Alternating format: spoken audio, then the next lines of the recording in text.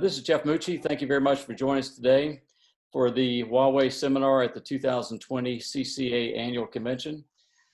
Today we're going to have a panel discussion followed by Q&A. During this presentation, please submit your questions and we'll accumulate the questions and attempt to answer those at the end of the session. Our session today is going to focus on 5G and how it's adding value and how the community needs to work together to create that value.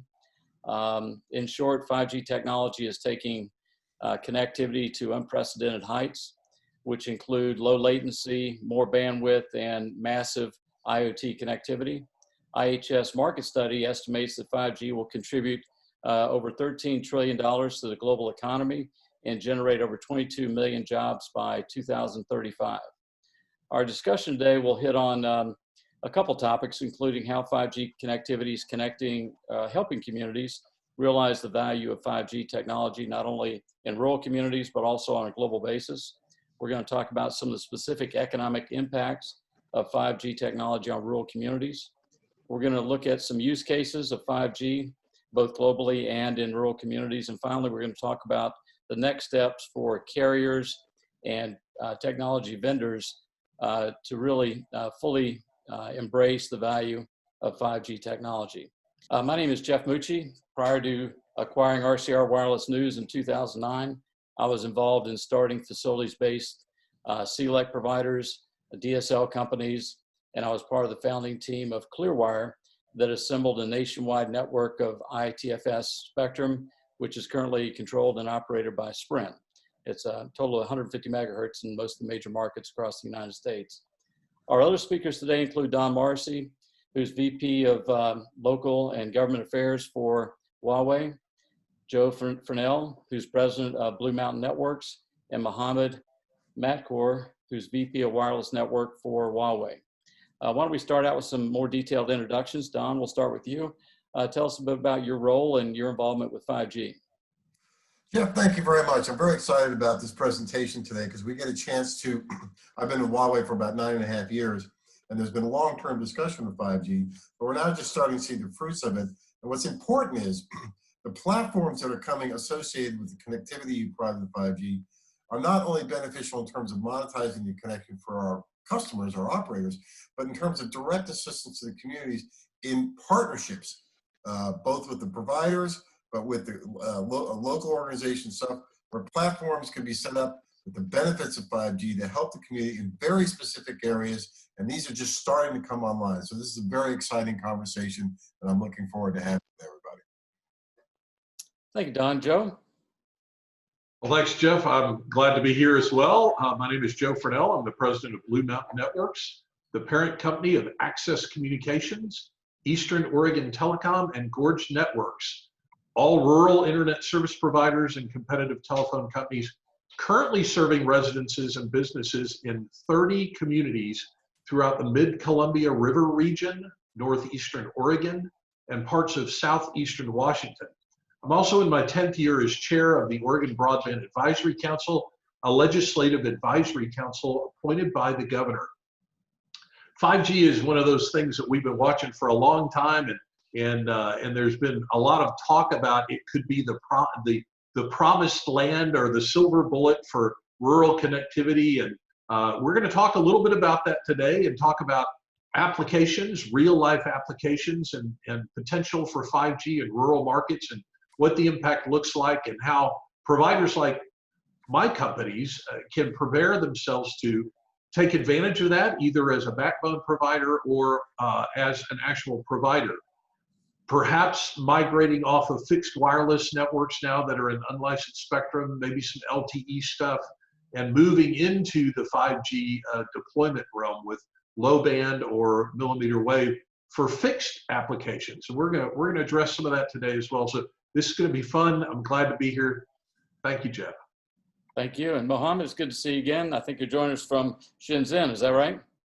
Yes, how you doing, Jeff? Good to see you. Good to see you all. It's a pleasure to be here. Yes, you're right, Jeff. I just arrived China 2 or 3 weeks ago. So my role in Huawei, first I've been in Huawei for 12 years. Currently, I'm a vice president of Global Wireless and Cloud Core Network Marketing and Solutions. Basically, my responsibility is not just about 5G, it's about holistic connectivity in general, from the value as well as the economics of that connectivity for different markets globally. As just like anybody else, it's a very exciting time for our industry and all ICT industry in general. When you look at 5G, we just crossed the 100 networks, 100 commercial networks, and we also crossed more than 130 million users globally. So now you can tell the speed and the pace of the adoption of 5G just a year after standard completion and launch. 130 million, compare that to 400,000 that happens in 4G. So everybody's exciting. 5G is the hope of everybody, like the hope for organizations, hope for countries, hope for everybody. So we'll talk more about that during the presentation, but really happy to be with you all. All right, let's get started with you, Don. Would you mind sharing with us what Huawei is seeing in terms of how 5G is helping people realize the value of 5G technology? Thank you, Jeff. This is very exciting. What's exciting about this is that as you get into 5G, you're going to an issue of the platforms that are enabled by 5G, and which can be specifically tailored for communities, both from a monetized perspective for the business of our providers, but for their communities too. So when we say, how are we helping, or how is 5G helping? It's also how vendors and the operators and the communities are helping themselves with these networks in terms of these new platforms. At Huawei, in combination with AI and IoT, at Huawei, we rank our priorities as technology, to make it affordable and to connect the world with that affordable technology. Applications, to create the digital ecosystems for these communities and industries in 5G. And then the skill set. We're working with local communities, governments, organizations to bring the digital skills forward so that they can take advantage of this connectivity and all the platforms and the multitude of opportunities that come with 5G. It's important to realize, though, that this is not just a user experience, it's not just a provider benefit in terms of building a new business or a vendor opportunity. It's all three together working in their communities. And I'll give a couple of examples. Recently, in the first presidential debate, presidential candidate Joe Biden said something about applying a huge amount of money to the rainforest in Brazil. Well, right now in Brazil, Huawei technology hooked up with AI capability is using phones powered by solar cells to track illegal logging in the rainforest.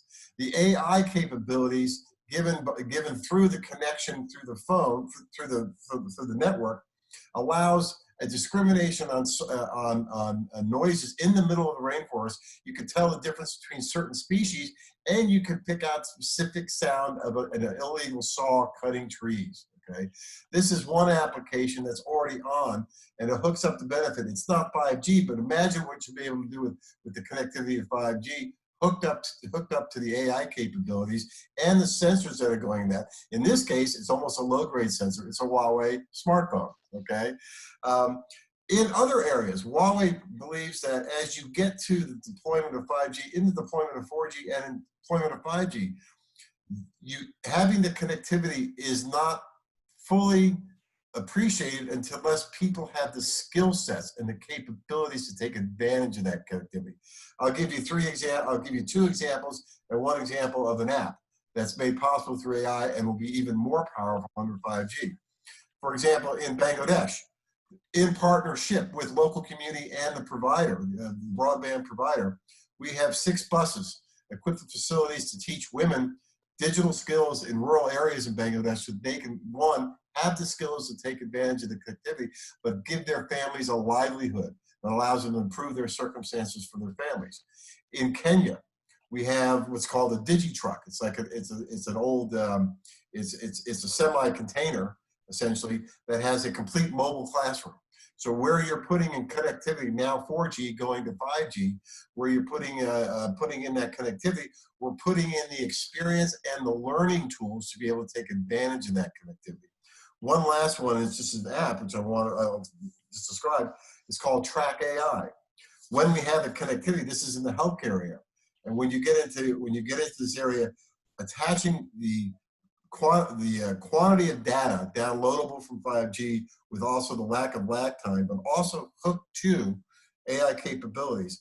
This gives the ability for non-AI trained and non-doctors to be able to scope little children using an AI-assisted phone, AI device essentially on a phone, which can track their retinal signals of very young children, essentially babies, okay?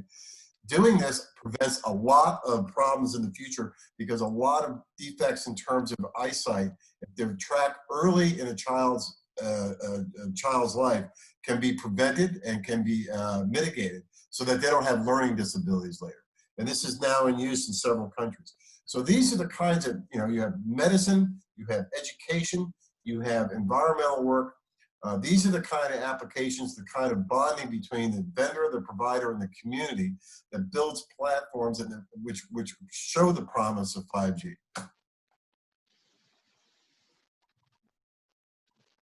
Thank you very much, Don. That's exciting things going on around the world. And maybe, Joe, what you could do, if you could help us go from the rainforest to rural communities here in the U.S.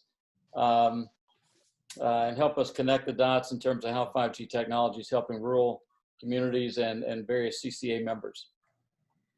Yeah, thanks. And the rainforest story and some of those IoT examples are fascinating and amazing. And we're seeing some of the same things in rural America, and we're going to talk specifically about some of those here in just a little bit. But in the bigger scheme of things, rural America, and especially those of the Southwest, but this is not limited to rural Western United States. I have a friend in rural Pennsylvania who is working with a company that is building fiber to the home to everybody there, and how that's changing rural Pennsylvania.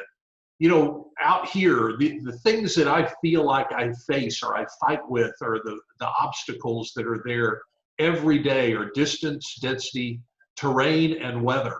And often we leave off the weather, but windstorms and ice storms and snowstorms and all those kinds of things really make it challenging to connect people. And so whether you're in Brazil or you're in Africa or you're in rural France, we had a reporter from the Daily Le Mans out here last year talking about the challenges of broadband in rural France. Never even occurred to me that they had a problem. Aren't they like the size of, California or something? So why do they still have problems? But distance, density, terrain, and weather are big issues. And one of the examples here, just to kind of put that in perspective for folks who may not think about this on the scale that we deal with every day, Wheeler County, so just one county in Oregon, I think we got 35 or 36 counties in Oregon. One county in Oregon, Wheeler County, is 503 square miles bigger than the state of Rhode Island. Just one county. And it has like 1,500 people in it. Actually, it's less than 1,500 people in it. So how do you bridge that digital divide? How do you close that gap for those folks? And not all of them are in the 3 little small community population centers. So those folks have the same needs that people do in urban environments, and sometimes even more or a greater demand for connectivity that 5G can transform these communities and make them sustainable. We'll talk a little bit more about that. Some of the applications that people are using right now, and I'll give you the teaser that everybody's already thinking about, COVID and how it has changed the landscape for broadband demand, and all across the United States and all across the world. And so we'll hit that in a little bit. So that's a little bit of a teaser, Jeffrey, to bring us from the rainforest into rural America. Thank you, Joe. And Mohammed, you recently returned from Huawei Connect in Shanghai. Maybe you could share with us some of the key takeaways from that event and how you're seeing 5G impact communities globally and in the U.S. Yes, Jeff, that's true. I arrived actually in Shanghai and the event kicked off. However, I didn't get a chance to attend it in person. It was also virtual. But let me tell you, it was, as you may expect, 5G is very exciting in China. And not just because of the scale of 5G and the number of users. We all know that right now we have 130 million 5G users globally, and just by 3 networks in China, you have more than 70% of those users in there. So you can think about the scale and also the passion of the government to make that really, in the forefront of all of the industrial and social development. So when it comes to Huawei Connect, this event actually has been at the focal point in publicizing Huawei's strategy all over the previous 3 or 4 years. For example, cloud strategy, compute strategy, and so on and so forth.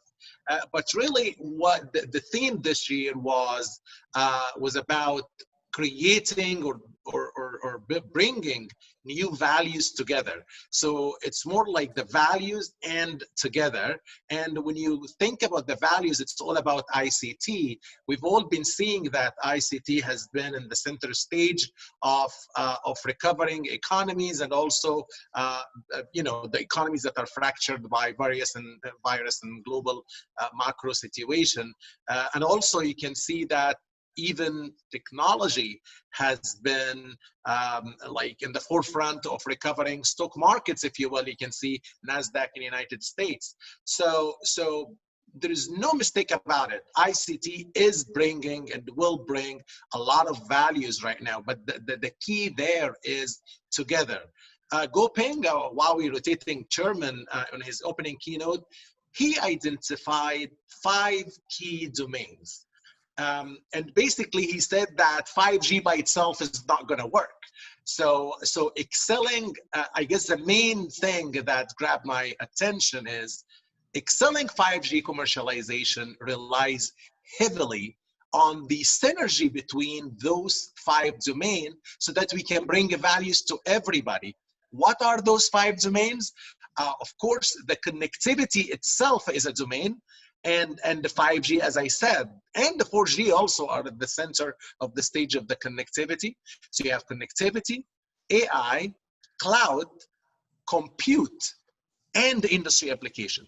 So all of those 5 domains, they interact together. The synergy between them, if you can synergize them, well, there's going to be a lot of prosperity coming, not only to people, the society, but also to carriers, and also to all of industry organizations and verticals. But ultimately, it's going to elevate the country position and the leadership on the ICT map. So that was really, really great to hear about that, and to see how 5G is just at the start. I mean, China, they only identified requirements of 3 industries until now, and there was a representative from the Ministry of Communication Technology that said that it's really important and difficult just to get the slicing requirement for each industry. So we are just at the start of 5G, I think, and it will, in the next 10 years or 5 years, you will hear and you will see a lot of development and evolution of 5G. One of the speakers said there's going to be 5.5G in maybe 2 or 3 years from today. All of the requirement that the ITU identified 10 years ago, there's going to evolve maybe to different requirements. So it is very exciting, and the key thing here is 5G is big. And we just need to start small and scale fast so that we can bring value to everybody. And we can talk more about the applications during the panel. Good. Before we move on to some of the vertical market applications, Mohammed, maybe you could share with us how you see 5G wireless technology depending on upgrades or changes in the wireline business, because you talked about synergies between the cloud and the edge and compute. How is 5G wireless going to be impacted, or how will it impact the wireline and cloud business? That's a really great area. Listen, so the wireline business, or the fixed connectivity, you can think about it from 2 directions. The first thing is, of course, 5G will need transport. And in the transport, you have 5G, microwave, and you need fiber. So fiber is needed as a transport, like to the edge and to the metro as well. So that's one thing. But really 5G, what we're seeing now from the application of 5G is the fixed wireless access, and how 5G is bringing broadband to households and the communities and the enterprises as well. Let me tell you, in one of our markets in Middle East, actually 5G fixed wireless access is 4 times the subscribers of fixed wireless access, 4 times the mobile subscribers. So you can see there that the number of fixed wireless access is much more. For example, in Saudi, the speed of fixed wireless access is higher than the fiber connectivity. They just want, it's public news like from Ookla, speed test, so on and so forth. The ARPU is more. So fixed wireless access has been at the forefront of development of 5G. It's been great in terms of the technological capability, the commercial viability, and also operational excellence at that time to provisioning. So it's bringing new capability, new business models, new services, and also it will be good to connecting new industry. So I would say 5G will elevate the requirements of transport fixed network, and it will add value to broadband to households as well. Great. So that's a great segue to Joe. Joe, as a fiber-centric rural carrier, would you mind sharing with us how your business is preparing for 5G wireless, and ultimately, how do you see the value creation for your business from 5G wireless? So first of all, I have to comment. So for those of you who didn't pick up on it, since Mohammed is in Shenzhen, there's a little bit of a time difference between here and there. And all of that energy that Mohammed just displayed about 5G and that excitement, that's at like 4:30 in the morning for him. So this guy is excited about 5G. And if you hadn't captured that in your mind already, I wanted to point that out because I want some of that. So Mohammed, can you like bottle some of that energy and that excitement and ship it to Oregon for me? I would really appreciate it. So of course, to answer the question, and Mohammed actually touched on this. So, how are we preparing for 5G? Well, we're fiber centric. So we know that fiber and 5G are complementary, and it's not a binary thing. It's not one or the other. And there are providers out there, and I would really caution you, do not get caught up in this thing where I'm just not gonna do 5G. I've got all this money invested in terrestrial infrastructure and I'm going to fight it. No, this is an opportunity for you to leverage the network that you built and layer on top of that. And so, you think about 5G and one of the big wireless carriers coming in and taking all of your customers. Mohammed pointed out, you don't have to let that happen. And so we have a large fixed wireless footprint.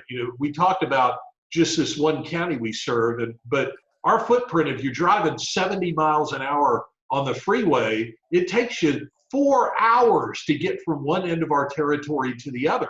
So it's like 250 miles from one edge to the other, and we're growing exponentially. So, and then almost the same depth from north to south. So we can't possibly build fiber. There's not enough money in the United States to build fiber to everybody who has a house out in the middle of nowhere or a farm that is really big. We've got one 86,000 acre farm in our footprint, 86,000 acres. And it's all Internet of Things, and it's getting more and more Internet of Things. And we're going to hit on that a little bit when we start talking about the verticals. But how we're preparing, we're embracing the idea that 5G is coming and it's going to be another tool in our tool belt. And so we're deliberately running fiber, high count fiber, along transportation corridors. We're getting fiber out to wireless towers that before were fed with microwaves so that we can reduce latency and push that wireless signal further out into the market. We're preparing specifically in our infrastructure builds to be able to either be the carrier of choice or be a carrier of choice for fixed 5G applications in rural markets in Oregon. ultimately, it doesn't make sense to spend the money to build fiber to everybody. Although I want fiber at my house, I've got fixed wireless. So if I could, for an incremental upgrade cost, get on this cloud core that's out there, not have to buy my own core, but get on a cloud core, just rent connectivity to the cloud core and deploy 5G, kind of like we did some of the fixed LTE platform. Man, that is a game changer for us and the communities that we serve. So Jeff, that's how we're approaching 5G. And hopefully you saw a little bit. I'm a little older than Mohammed, so maybe you give me a little bit of grace that I wasn't quite as animated in my excitement about 5G and what that can do for us in rural markets in the West. But man, what an exciting time to be in this business. Yeah. Well, Joe, while you're, COVID has dramatically changed the way people are living and working right now. And maybe you could share with us some of the economic impacts that's having on Oregon and the communities that you serve, both in terms of the people moving in or people moving out. Yeah. So COVID, for all of it, the downside of COVID and all the negative and all of the horrific impact, one of the things that COVID has done is it has accelerated the adoption and utilization of broadband all across the world. And so people who were either casual users or ambivalent about broadband in rural markets now are rabid broadband champions. And I've been the rural champion for broadband in Oregon and all across the United States. And so I've been preaching this, that if you want your town to survive, you have to differentiate yourself with robust broadband connectivity. And how we saw that prior to COVID was there was significant outflow from rural communities to urban markets. So on the young side, you had young people leaving to go to college, finding out how they can connect all across the world with really good broadband, and going, I can't move back home even if I wanted to, because I would lose all of these connections that I've made with all of these people all around the world. And so broadband became a barrier for the repatriation of young people back into rural communities, all that talent that you want to come back. Well, one of the segments of our society that we completely forget about when we talk about rural outflow is the elderly. So as you age, it becomes more important to be able to get health care and to get it in a timely manner and not have to drive 4 or 5 hours to get to a medical facility. So we were seeing outflow, and all across America, this is not unique to our market, outflow on the elderly end as well, where they're going, we've got to move closer to medical facilities that can help us live in place and not have to end up in a home somewhere, or we want to be able to age in the place that where we're living. And so you were seeing outflow on both ends of the spectrum. So rural communities all across America have been struggling. And now with COVID, you have to have broadband. And what that has done is, communities are pitching in. They're actively recruiting service providers like us to come in and work with them, solve their broadband problems. And that allows the elderly to age in place because of robust telehealth, telemedicine. And when you think about Internet of Things, real-time monitoring of healthcare, identifying problems before they become emergent. So telehealth and telemedicine have been huge. And then distance education. I've always said, look, if you've got good broadband, you can get a degree from anywhere in the world if you want to. You just can do it online. You don't have to move to the big city. And so with COVID, of course, most of Oregon now is, because of the COVID situation, is doing distance education again. So it was in the spring, now it's in the fall. And in our area, there's nobody attending school. They're all doing it from home. And as we build these networks, that creates a sustainable situation for these rural markets where now people can work there, they can live there, they can enjoy all the benefits of a rural market without having to live in an urban environment. It's all there because of telehealth, telemedicine, distance education, e-government, economic, brick and mortar stores that have never had an e-presence, and online presence now are realizing, oh my gosh, instead of this small town, my market can be the entire world, and it's changing everything. So COVID has been, and one statistic, just to put this in perspective, one of the members of the Broadband Advisory Council is a physician at Oregon Health and Sciences University Hospital, which is the big university hospital in Portland, Oregon. He's on the Broadband Advisory Council representing telehealth and telemedicine to the legislature and the governor's office. That's his niche, and he's been on it since it was formed 11.5 years ago. So Dr. Miles Ellenby. So Dr. Ellenby, in his presentation, an update to the Broadband Advisory Council in May, said, okay, Oregon Health and Sciences University in February, right at the beginning of our recognition of the COVID problem, we saw 3 to 4% of our total ambulatory care was done over a telehealth platform. And he said in May, it was 70%. 70% of this giant university hospital's ambulatory care was seen over a telehealth platform. So you apply that across the United States, across the globe, with 5G, low latency, you can do miraculous things with telehealth and telemedicine platforms anywhere in the world, allowing people to age in place. And that's my goal. I don't want to have to end up in a big city for my last years.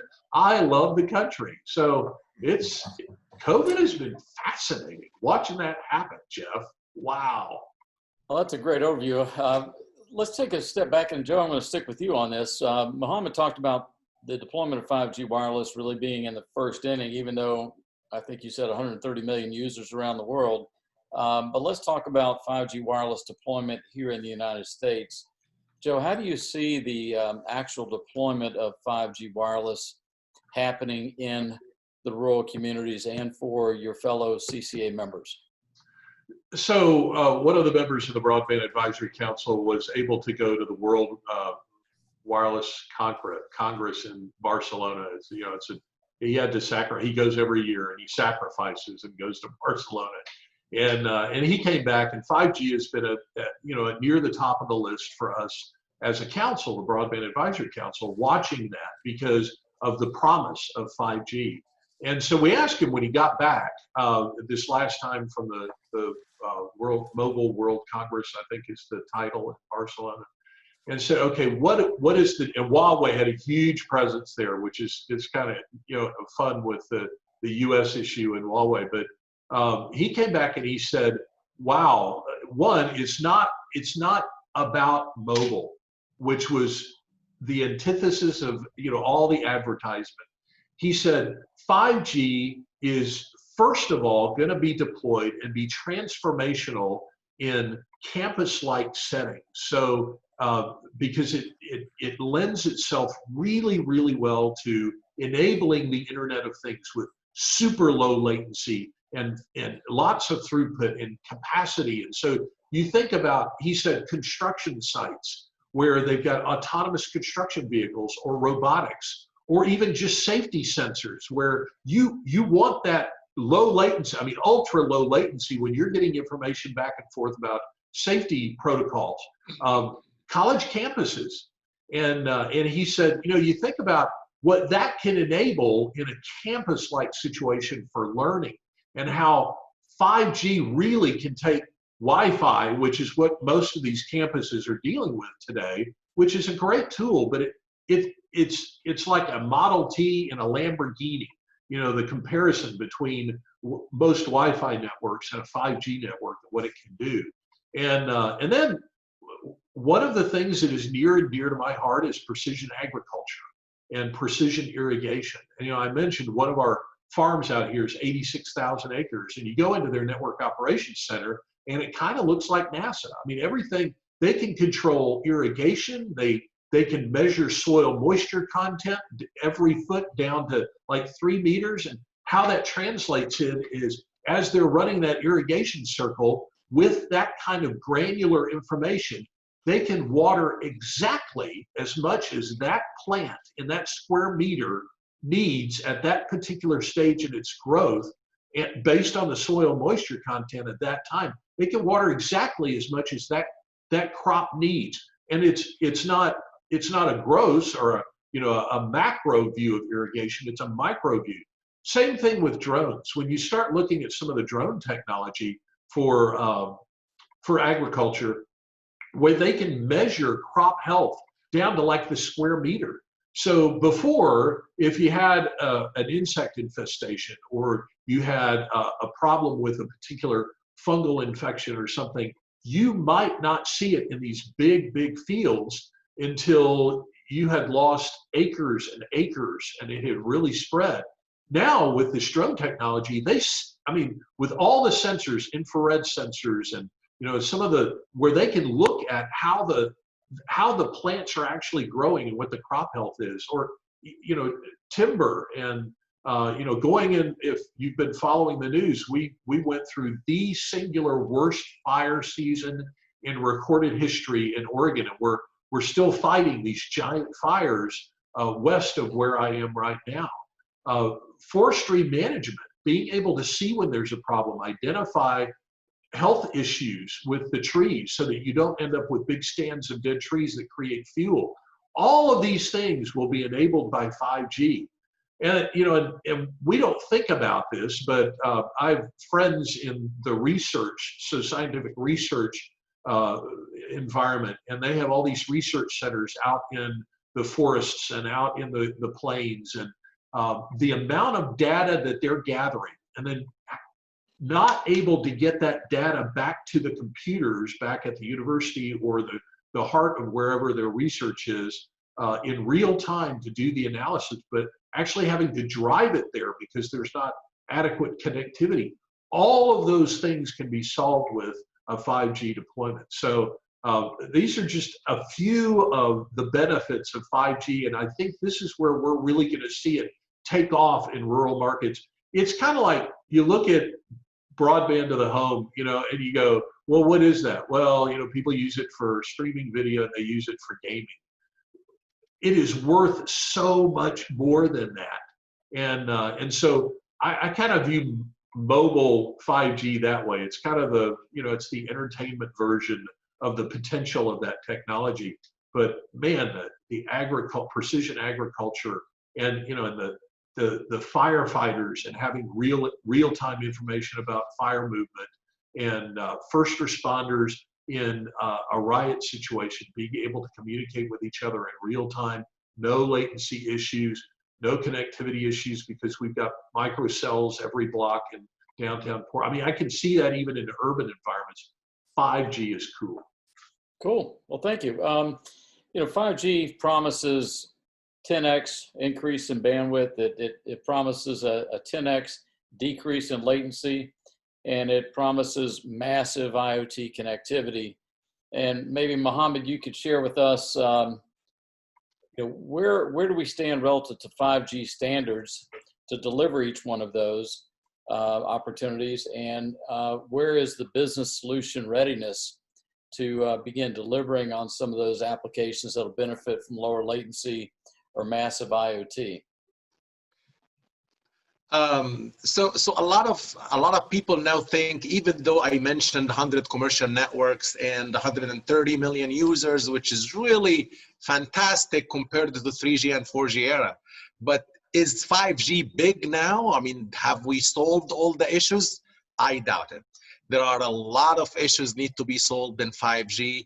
And in terms of the standard, I guess we're doing great. Release 15 has been commercialized already. Release 16 has been finalized, and release 17, they are planning it right now. So standards are okay. However, we need to tune the solution. Let me tell you, 5G until now has only solved downlink issues, has only solved how much speed you can download, has only solved the speed test application, you know what I mean? Which is okay, which is really fine to have 5G. It's a really good start, and it is needed to feel the power of 5G. But that's not 5G that Joe talked about and Don talked about at the beginning. 5G is going to do miracles and miracles and miracles, but a lot of things in the solution need to be adjusted. I will mention, as you mentioned, Jeff, the business solution itself. The business model needs to be adjusted. Right now, why fixed wireless access is really great right now? Because of the business model.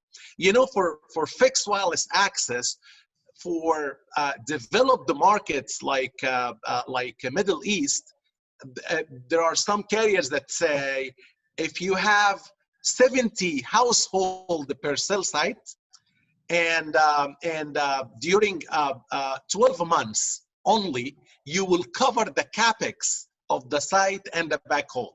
So you imagine after that, you're not going to hit the next year. So that's how you can get your money back. So the business model for fixed wireless access is really great, and that's why you have it. But do we have you know, a scaled business model for enterprise, for IoT? I think we still need to work on that perspective. You talk about industrial application. Uplink speed is really an issue for industrial application. And we're doing a lot of work and a lot of innovation to adjust to the uplink capacity. Things like Joe mentioned, the irrigation and the high precision. We don't have it now. I mean, that's we do need to work on that solution to get to this high precision and positioning as well, a V2X. So in a summary, we are off to a really great start. The ROI is great for mobile and fixed wireless access. Industrial application is really great in terms of the value that it can offer. The solution needs to be tuned. The SLAs, we need to look on a very high level on the SLAs, and each industry has requirement, and each requirement, it needs an SLA, and in terms of availability, security, reliability, controllability, visibility. So there are a lot of work that need to be done. But still, I'm very optimistic. You know, as Joe mentioned, I'm very enthusiastic about that. But a lot of innovation is needed. And from Huawei perspective, we are doing a lot of that innovation. And mentioning innovation, I would like to give a certain marketing message. We will have our Huawei MBB Forum 2020 in November 12 and 13, 11, 12, 13. And that's going to be in Shanghai. And the theme for that is going to be 5G innovate for new values. So it's all about innovation values to satisfy Joe and his 86-acre farm to make it really productive and really fruitful in all aspects. Yeah. You know, one vertical we did talk about was manufacturing, but we do hear that 5G will be adopted not only in manufacturing, but in distribution, big automated distribution facilities. You think about Amazon and others, where they have to have fully automated warehouses in a fully automated manufacturing facility. You have to have secure, reliable connectivity with virtually zero latency, which touches on that uplink you're talking about. Yeah, like ports, for example, you're right. Even, you know, yeah, you're moving containers and stuff, surveillance cameras. It's all about understanding the industry, get the requirements, put the SLA together, because you have to satisfy the SLA.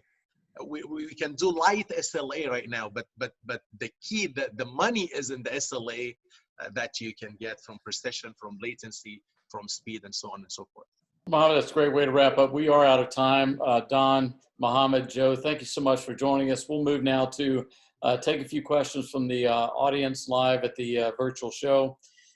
Thank you again. This has been the Huawei seminar at the 2020 CCA annual convention. Gentlemen, thank you so much.